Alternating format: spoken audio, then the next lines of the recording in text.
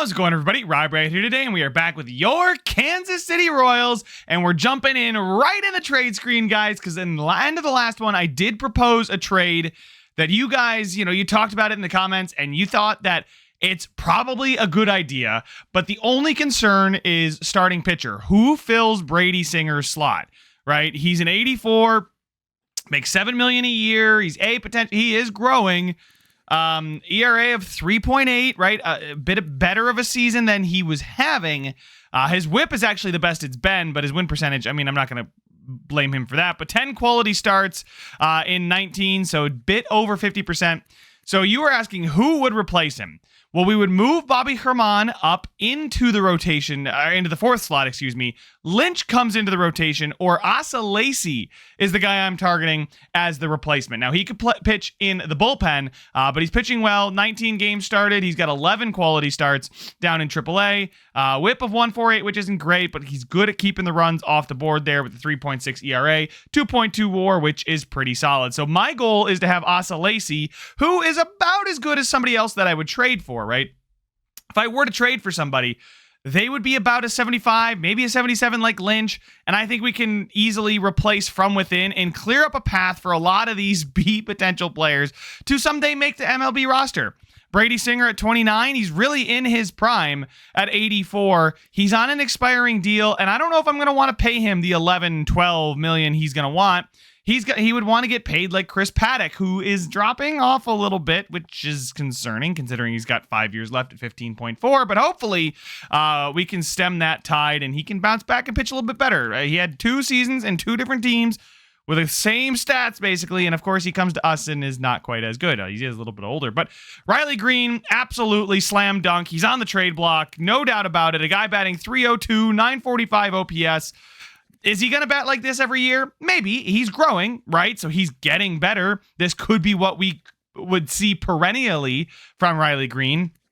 But even if the first year of the sim, that 834 is what we got, I'm cool with it. He's got a crazy good WAR. His runs created are already through the roof here at the draft here in mid-July, right about at the All-Star game. So with half the season to go, basically, he's going to produce a lot of runs this season. Hopefully he can keep it going. Obviously, about 200 at-bats-ish left for him, but, crazy, crazy good stats this season.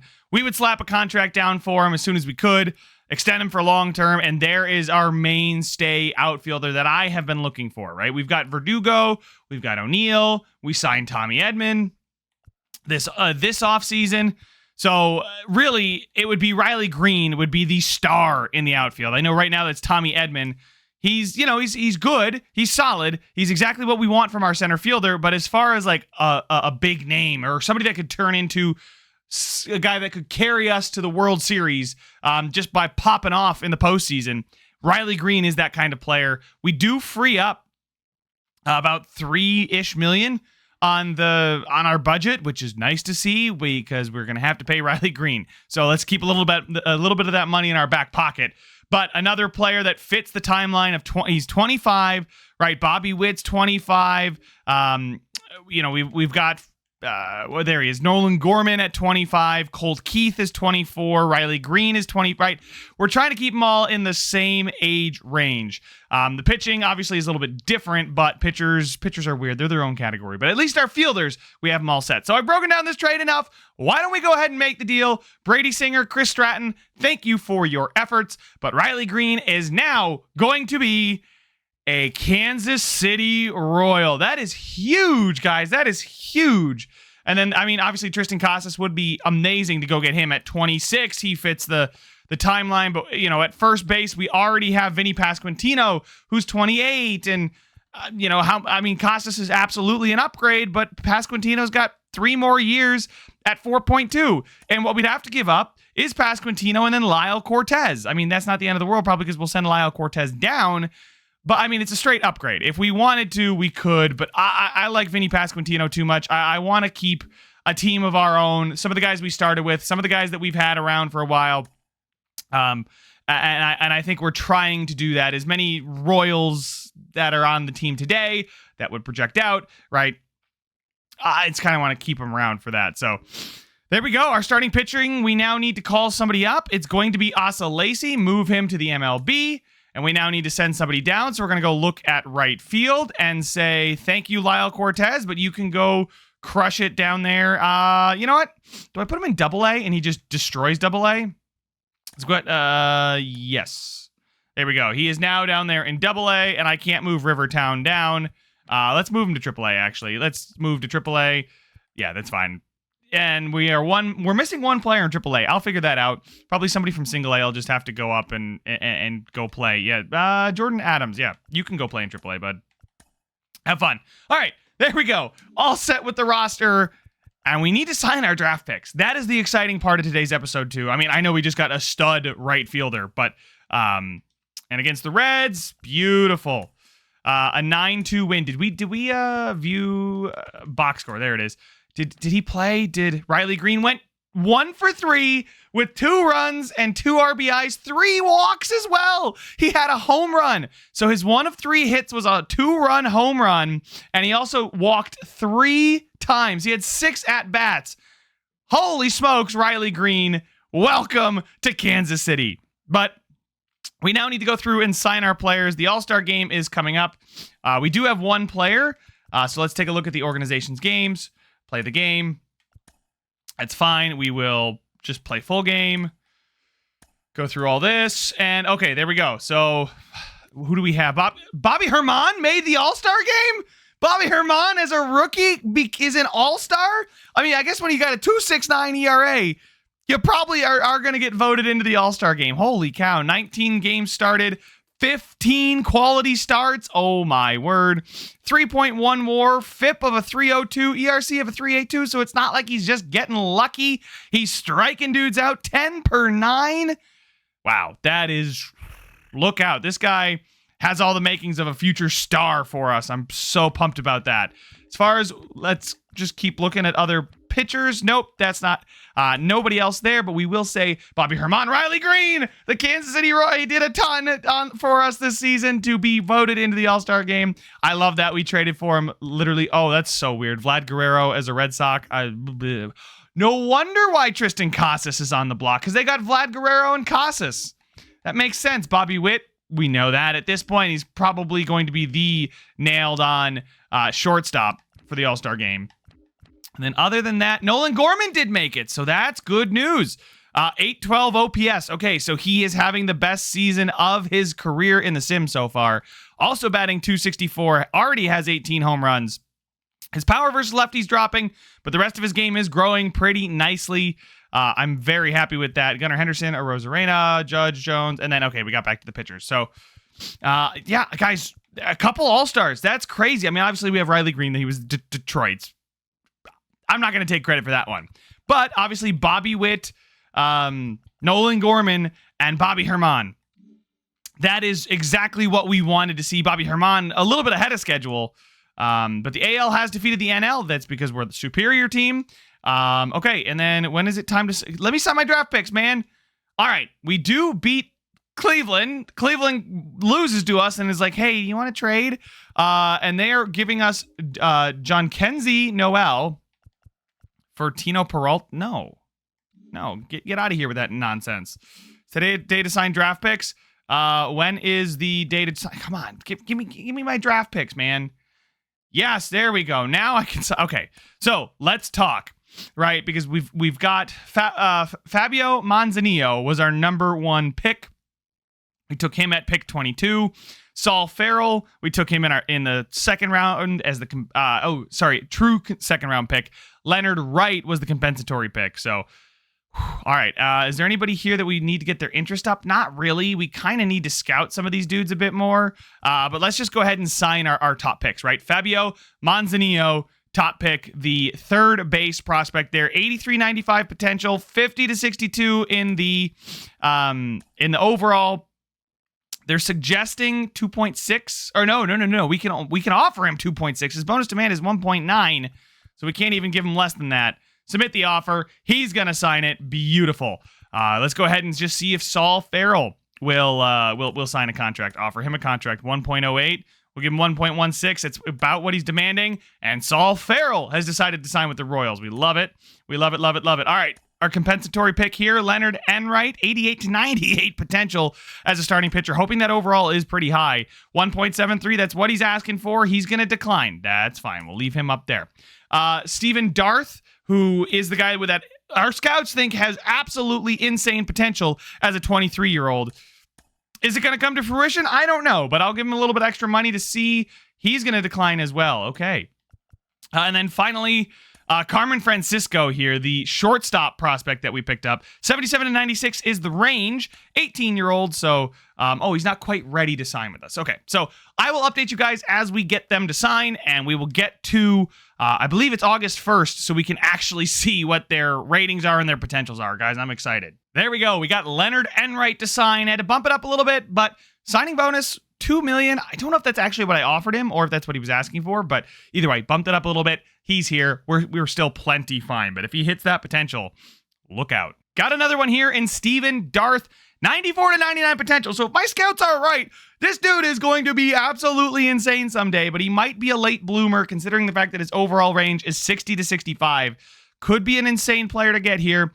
This one I'm skeptical on. Let's see though. I'm hoping. So I can see why maybe the Tigers wanted to trade Riley Green. He's having this fantastic season, and maybe they just felt like keeping him in Detroit was not going to be worth it. I mean, you look at this, you get to like 5, 6, 7 years, you're talking, he's asking for $25 million. Now, I don't want to give him that many years, but maybe 5? I was okay with paying him $16 million a year. If he would do this deal, I'd be happy. I don't want to frustrate him, though. So I was thinking the 4 years and giving him the 14, I think it was, 14 million. He's got so much interest already. Actually, let's see if we can get him at 13.5 per year. 4 years at 54 million, 13.5. He's got pretty good interest in that. Underpaying him a little bit, but I think we're getting, his ideal salary for 4+ years is 26.2. We're getting him at 13.5 if he signs this. What do you mean? You came to me and asked for a long contract, my guy. All right, now let's give him 14 million a year. See if he accepts that. He still wants a short contract. Okay, listen, 2 years. He's banking on himself. I don't know what it's going to have to take. It's probably going to be 15 million a year over 4 years. Yeah, that's probably going to get him done right there. Till he's 29, I'll take that. We can pivot to 15 million is not terrible, and he is going to accept. So we have a couple more guys that I would like to actually to give contracts to. Bobby Herman, after making the All-Star game, if I can get him like on a 10-year, $7 million contract to be in the rotation, I feel like that's just a no-brainer. Lock him up till he's 29. This would lock him up till he's 30. $8 million a year is not bad whatsoever. I see the max offer is $7.22 million. I'm wondering if we're running into budget concerns. I'm going to take a look here, but I don't think we should be running into budget concerns. Our budget is much cheaper than it was last year. It's going to go down, and most of our guys are locked up. So interesting to see why the max offer is so much lower. Maybe it's because it's a mid-season thing, and we can't do it until the off-season. But man, would I love to get him extended for a lot of money before he really jumps up too much. I don't know. Okay, so there we go. Okay. Sorry. I'm just kind of rambling right now. 8.2 million a year is his ideal number. 11 years, 90 million for Bobby Herman. He'll be here forever. He had high 80s potential. Give him 11 years at 19 million. But for this kind of performance, guys, I think 8.2 million is a steal. You can't afford to offer this contract at this time. Okay, so that's what I'm looking for in the future. Probably not right now. Blake Mitchell, he's only got 80 at-bats. He's pitched all right, but he's grown incredibly well. He's still renewable after a 2-year extension here. $820,000 per year is what he's looking for. So I'm going to see if I can get him at that as a platoon catcher. Up by 1, and there we go. Okay, so he is going to sign it. Asa Lacy, we'll see how he pitches. He got a save, and he got 4 innings pitched, allowed 3 hits. 7 strikeouts in 4 innings pitched. Good for you, Asa Lacy. 15.7. That is crazy. But no, pitched really well in his little appearance there. We'll deal with the rest of these guys in the offseason. But for now, if anybody knows why my budget, well, I guess we're going to hit...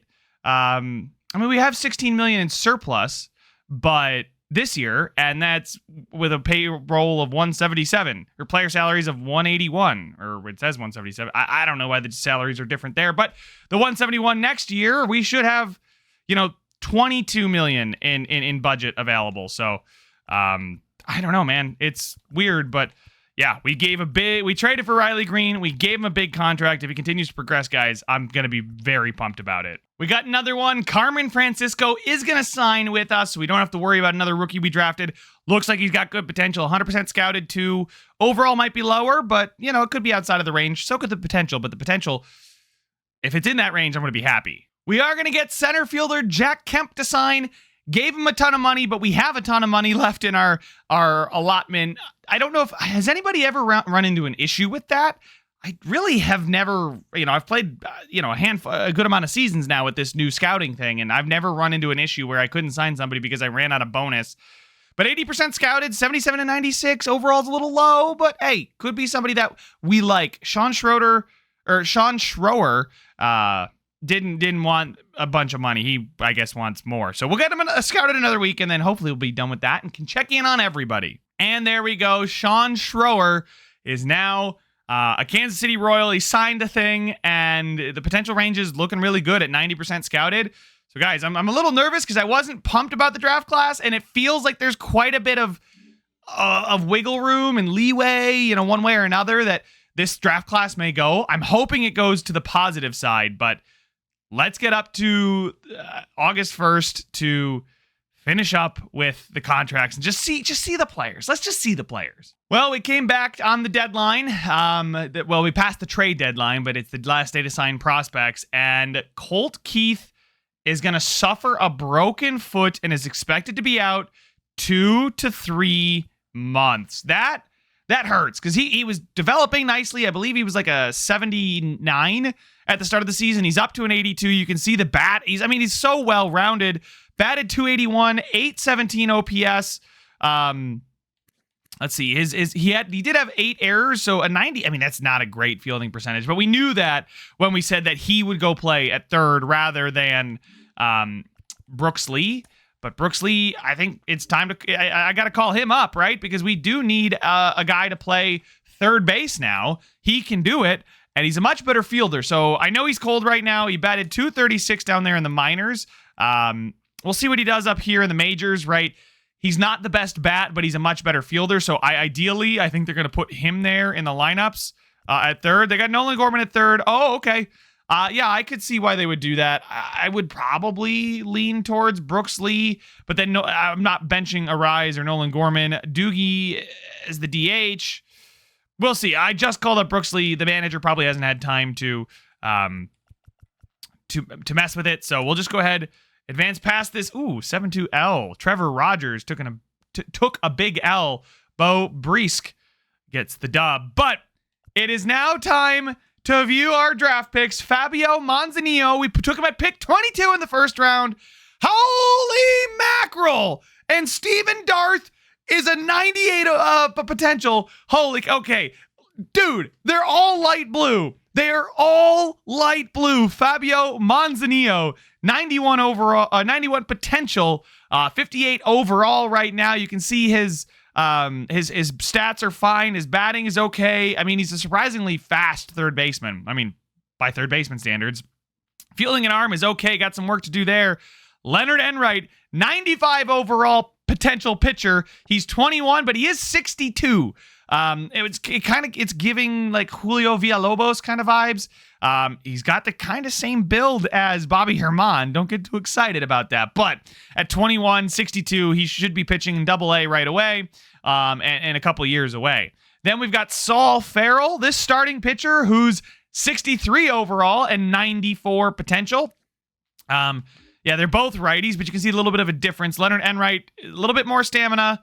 Farrell, a bit more, he's not necessarily a strikeout pitcher. He's more of a avoid good contact, don't walk people pitcher, whereas Enright is more of the, gas you down, and I guess he doesn't have much heat. He's got no velocity, a 68 velocity, but he's more of the guy that's going to make you strike out rather than get you out with the bat.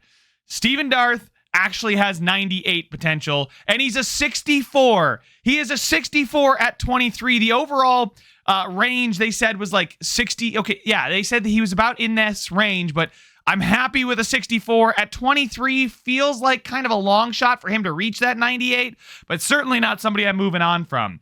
Then we got Jack Kemp, who is just super fast out there in center field. 49 overall, 19 beat potential. Maybe not somebody that's ever going to reach the majors, but a good player nonetheless. 52 overall, Carmen Francisco's got 93 potential. And then 48 overall, Sean Schroer has 89 potential at 48 overall. All three of these guys down here are just straight up fast. Let's take a quick flip through. Oh my God. Minnesota is not replenishing their talent in any way, shape, or form. Holy cow. But I'm going to flip through, see if there's any studs like Oakland had last season, and we can, compare our draft class is going to be the best without a doubt. But we might be able to find some like studs in here. Guys, I got to say, I think Oakland may have done it again. I don't know if it's the best player yet. I just got to them. They're pretty close to us in the wheel. But Ray Mitre and Darius Monroe, that's back to, those are two classes right now that the top of it, they hit on. This 21-year-old catcher who's 69 overall with 87 potential. That's really good. Darius Monroe, 65 with 92 potential. It's closing pitcher.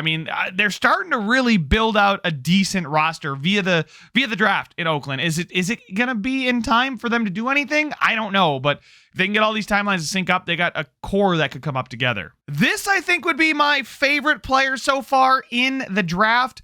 Dirk Pappas, 69 overall at 21, center fielder, 94 potential. You can see he's just a terror on the base paths, and that's going to help him in the field, which his fielding's not great. His reaction's good, though, so he's going to get there if he can make the catch. He's got a good arm, too. Contact's already in the 60s. At 21, he's got a few years, only 5'7", but honestly, that is a really, really good player. Okay, I think the Rockies' first pick is going to take it here. 73 overall, great contact, great speed, great stealing, has 93 potential. He's 21, 6 foot 207. He's almost a 5-tool player. He doesn't quite have the power, but the rest of his game is insane. So absolutely somebody that they're going to be able to build around him for sure. For those of you that were wondering, here's the Boston Red Sox first round pick. They were like one of the top three. Sherman Romero, 74 overall, 88 potential, a really, really good center fielder. Another one of those guys that's just great. Good contact. The power is lacking, but the vision, discipline, and clutch is going to be fine. The fielding is a little bit better than that other guy who was 5'7" for the Mets. Speed, not quite as good as that guy, but all in all, this is a great player to have here. 74 with 88 potential. Dang, another good center field option here goes to the Cleveland Guardians. 72 with 89 potential. One of those fielding speed archetypes. If the back can get around to it, right? If he can grow that a little bit, another great option here. But there's some pretty good players in this draft class. I'm impressed by a lot of them, but I'm still happy with ours. And just before we get back to ours, Robert Connor, the left fielder that the Detroit Tigers took, is 22, 70, really well-rounded player, has 87 potential, so a really, really good player. But guys, all the light blue over there to the right. Our lowest potential is 87 in this draft class, 89, and then everybody else is in the 90s. Our first round pick, Fabio Manzanillo, 91 potential, so he should have low A potential. Solid A potential for Enright. Steven Darth at 23, right, is going to have to develop in a hurry, but with 98 potential, right, by the time he's, 27, he might be, just so freaking good. Because he's got like 4 years worth of development. He can probably get into maybe the low to mid 80s. He's going to be one of those guys that we have to be patient with. But wow, what a draft class for us for sure, guys. And what a month July was. You can see we only lost 3 times in the month of July after making the trade for Riley Green. Sorry, I thought for a second he got the losing pitcher, but that's Hunter Green. And here we go. We're now in August. We got to get to the September call-ups. There's nothing exciting here other than just simulating, so I'll catch up with you guys when we call some players up. All right, so here we are in September at the September call-ups, and honestly, guys, the Twins are making a little interesting here. It wasn't our greatest month. I don't know what our wins and losses were in this month, but I can just kind of see we had a lot more L's than we did dubs. 80 wins right now, though, is still the best in the American League. I feel like the game tries to keep you a little bit close to everybody else.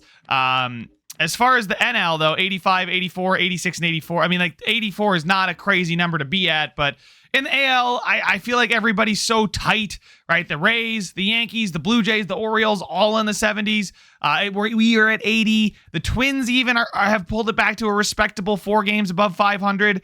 The Rangers here, although the West has kind of fallen off. They were, it was the Astros, the Angels, like, it is what it is. Taking a look at the wild card, right? It's more of a, I don't want to call it mid, but, you know, it's not got the top end talent that the NL has, but the NL I feel like bottoms out quicker, right? Nobody in the NL, if you don't have 80 wins, you don't have 70 wins, right? So it's more even in the AL. So it'll be down to the wire, kind of exciting. But we are now ready to call up a couple players. We have to see how long Colt Keith is still on the injured list. 1 to 2 months still. So, I mean, we're in September. 1 month would be October. 2 months is November. I mean, he's probably not coming back. So, let's take a look at players that we could end up calling up. Sucks that Colt Keith is out. Nelson Velasquez, Lyle Cortez is up to a 75. I think I'm going to call up Lyle Cortez. MJ Melendez is hot, and he's growing. I'm going to leave him right where he is. But Lyle Cortez, welcome back to the majors. And then probably a pitcher, Ben Caderna.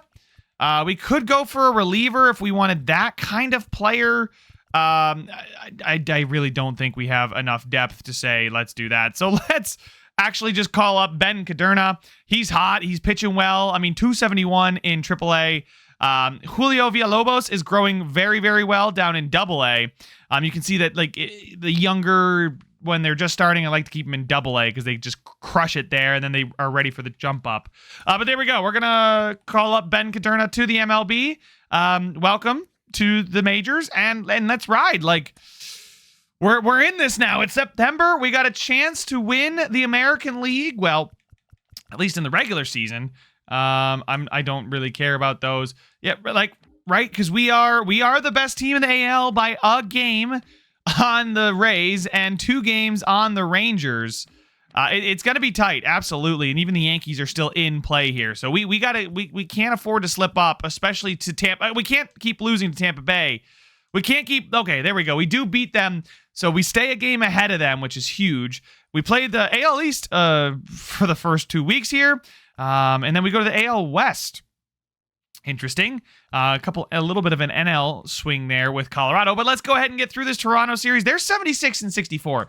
They're feeling good about things here, and we almost get swept by them, but that's back-to-back series losses. Minnesota, 6 games back. This is huge for them. Get the win. Get the win. Okay, we do get the series win, though. 2-1 in the series. Houston is even at 77 and 70. Holy cow. Tampa Bay is at 83 wins. Texas is at 84. They're tied with us now. These 2 series against Texas may be for who gets the 1 seed going into the playoffs. We lose to Houston. We then smoke them 13-0 and 6-0. So we lose 1-0, and we said that wasn't fun. Let's go score some runs. You're not allowed to score anymore. Asa Lacy gets the win. Bobby Herman gets the win. Trevor Rogers took the L. Trevor Rogers has taken quite a few L's, I've noticed. 11-11. But here we go. This is a big series. Both teams at 86 wins. Just a reminder. 86 for us, 84 for the Rays, 86 for the Rangers. The Yankees, I'm going to say that if they catch us, it would be very, very bad. But I mean, we got 6 games here against Texas. The good news is, if we lose the road series at Texas, we do have a chance to bounce back at home the very next week. So we can't keep the hot streak going. They pull a game ahead of us. We do tie it. Oh, Rogers versus Flaherty. A big game here. Oh, a 5-6 loss. Daniel Lynch takes the L, and Texas has pulled a full game ahead of us. Whoa, we need to sweep Colorado. They are 64 and 89. We do win game 1. We lose game 2. And we do win game 3. Okay. All right. So we did drop 1 game, but 89 wins. Texas is at 92. If we can sweep Texas, we have a shot at the 1 seed. Right now, I think what we want to do is take a look at the 2 seed. It's 87, so the Rays and Yankees are battling it out for themselves. And the Rangers have already clinched their division. The Twins now, all of a sudden, have climbed to 3.5 back from us. We just need to win. Oh, no. Who's on the IL? Tino Peralta. Okay, not like that's a good thing or a bad thing, but he's already off. Colt Keith now has 1 to 2 weeks left. He may be back in time for the postseason. Oh my goodness. Come on, Sandlin. No, he gave up a home run, and that is likely going to be the 1 seed gone. Tampa Bay has 88 wins. We lose to Texas in game 2. We do beat them in game 3, so we don't drop too many in a row. Okay. We got a 3-game series here again. Okay, the Rays are at 89 still, so the Rays are still the top team. It's not the Yankees, it's the Rays. The Rays should still be the top team in the AL East. The Rangers are going to clinch the best record in the AL. We can clinch the 2 seed, which is huge, because then we don't have to deal with the wild card. We lose to the White Sox. We do beat the White Sox. Last game of the season. I'd love to get 92 wins. Oh my God, we might need to. We may need to get 92 wins to get... Oh my God, this game against the White Sox. They're 56 and 105, boys. Do not lose this. They lose it. Oh my God. And we are now the 3 seed. Oh my goodness. What a monumental collapse there. And we have to take on the Twins in the wild card. Oh my God. If there is a team that is absolutely licking their chops to come after us, it is Minnesota, because we just took their throne. We took the AL Central. It's fantastic. But at the same time, to just be that close, to be that hot, and come 4-6 down the stretch, while the Rays go 7-3 and the Rangers go 7-3. Those are the top teams, and that's what they need to be doing down, when it's crunch time here. So, gonna let that disappointment go aside. If we win, we get to face Tampa Bay in what should be a really good matchup. League leaders, Bobby Herman led the MLB in strikeouts and WAR. Oh my God. And then Bobby Witt led in stolen bases and runs scored. That is crazy. There's Luis Arraez with the batting average at 309. So let's take a look at the awards. Bobby Herman won the Cy Young Award. And he won if he's going to win the Cy Young, no wonder why he's going to win the Rookie of the Year. But the Cy Young goes to Bobby Herman, who, you might be able to make a claim that Tristan McKenzie deserved it a bit more. 3 more wins, 0.3 less ERA. But, 251 strikeouts from Bobby Herman, who's now up to an 83. The Ks per 9 is flying up. His whole game is getting so well-rounded. We'll take a look at him in a second. But the good news is here, guys, Cy Young, Zach Gallen also there. So we'll have to see what maybe caused us to slide down a bit in terms of what happened down the stretch. So let's take a look at the player statistics for the season. Position players, sort by home runs. We got power again. We got some power. Vinny Pasquantino, 37. 37 for Vinny Pasquantino. So it looks like the down year for batting average was really an increased year. Maybe he was just trying to swing more for the home run, and it worked, right? He's grown in the home runs every season here. His strikeouts were 70, so I think he is swinging a little bit bigger than he was last year. Average did go down. He was no longer in the 300s, but I think it's an acceptable trade-off here. I think it is absolutely an acceptable trade-off. Riley Green did drop some of the batting average. OPS stayed at 923 here. Absolutely insane season from Riley Green. Cannot believe he's on the team. Bobby Witt doing Bobby Witt things. Second best batting average of the sim. Best OPS though, right? He had 88 RBIs, 29 home runs, so didn't quite tally the RBIs, but did get the home runs. Struck out a little bit less too, so that's really good. WAR was 8.2. And 121 runs created, guys. Nolan Gorman, a good season from him. 267, 794, right? He's now got B potential, which is not great. Not because he had A potential when we acquired him. B potential, should still be able to get into the high 80s. He's only 25. Another 2 years with that contract. A ton of quirks here. Love to see it. Best batting average of his career. Best OPS. Well, best batting average of his career, but not the best OPS of his career.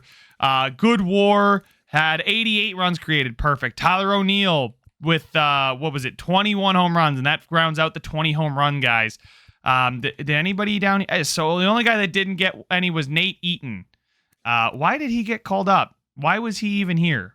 No idea. But anyway, best OPS, obviously Riley Green. But guys, everybody's in the 800s for OPS. Our team OPS has got to be crazy. Let's take a look at WAR, who's just contributed, maybe not with the bat. Bobby Witt, Riley Green, Tommy Edman, beautiful. Our center fielder, 264 batting average. We got 2024 Tommy Edman. We did. Better OPS, similar average, right? So, and he's still doing the good things out there in center field. 4.0. Vinny Pasquantino, we know, with all those home runs and crazy. 4.0. Arise, 309 batting average, right?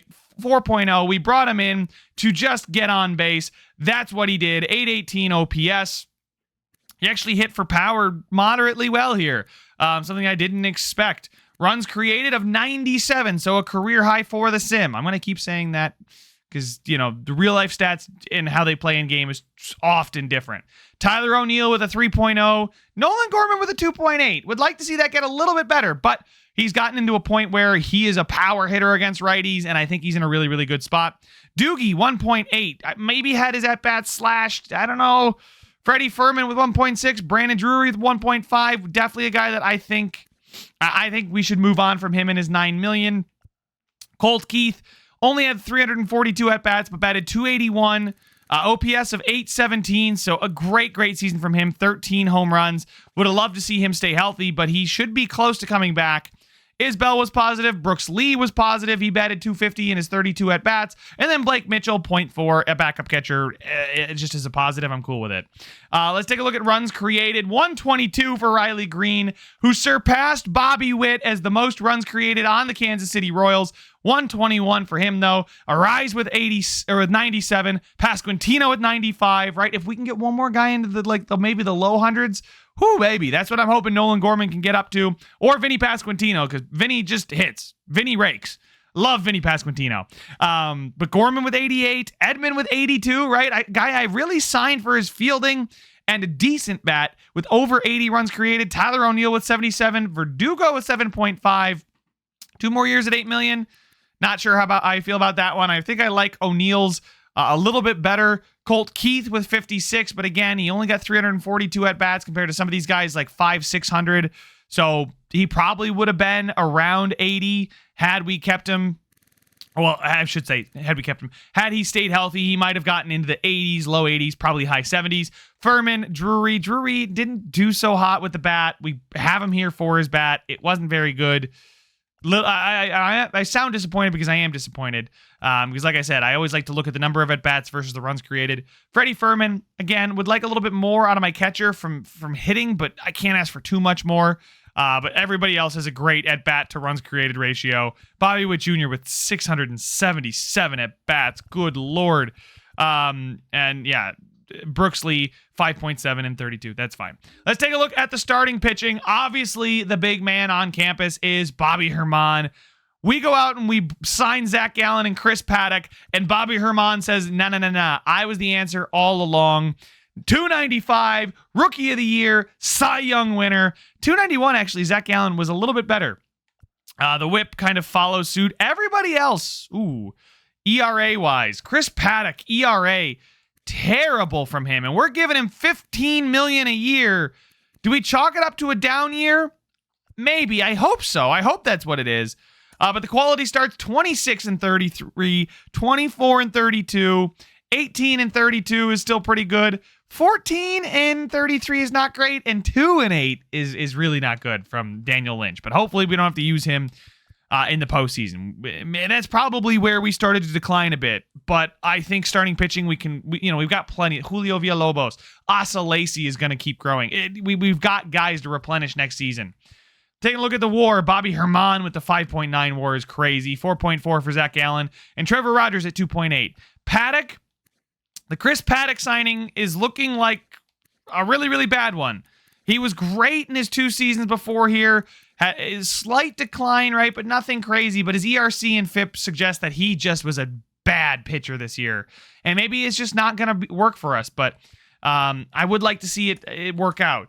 As far as ERC, sub 3 for Zach Allen is great. 3.4 for Bobby Herman. His FIP was 2.74, so a great. I mean, he technically got unlucky with his pitching. He had that good of stuff.